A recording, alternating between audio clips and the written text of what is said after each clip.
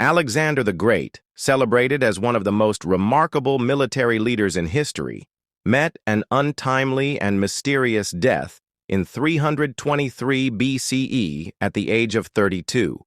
Born in 356 BCE in the Macedonian city of Pella, Alexander ascended to the throne at just 20 years old, following the assassination of his father, King Philip II. He quickly set out to fulfill his father's dream of conquering the Persian Empire, embarking on a decade-long campaign that saw him carve out an empire stretching from Greece in the west to India in the east. His unparalleled military genius was evident in his decisive victories, including the battles of Issus, Gaugamela, and Hydaspes, which cemented his reputation as an invincible commander. However, after years of relentless conquest and exhausting campaigns, Alexander returned to Babylon, the administrative center of his empire, where he fell gravely ill and died unexpectedly.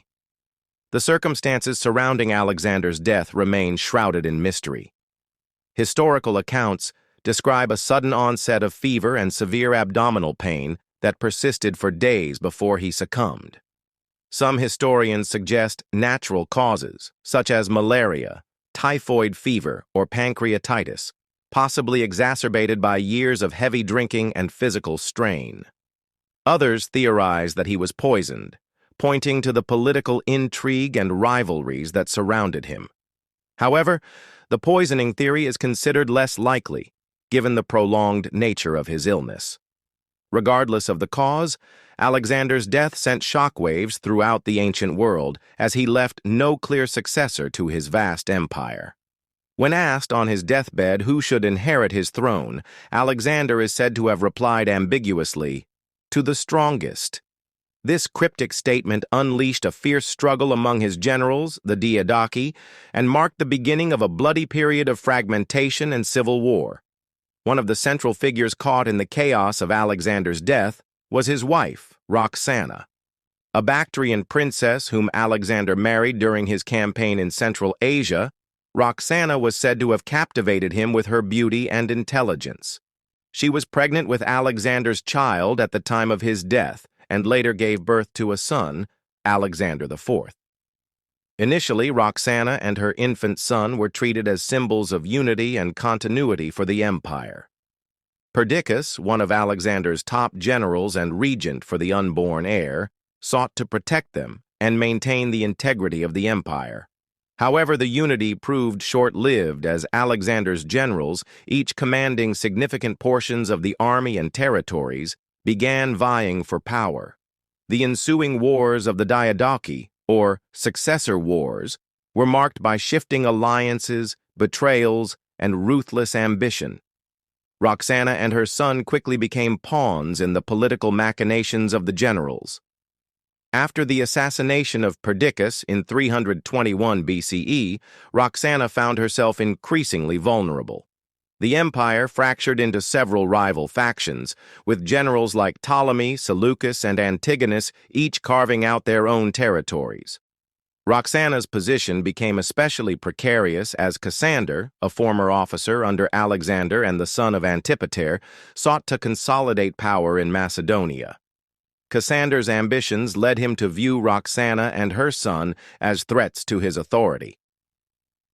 By 317 BCE, Cassander had gained control of Macedonia and placed Roxana and Alexander IV under house arrest.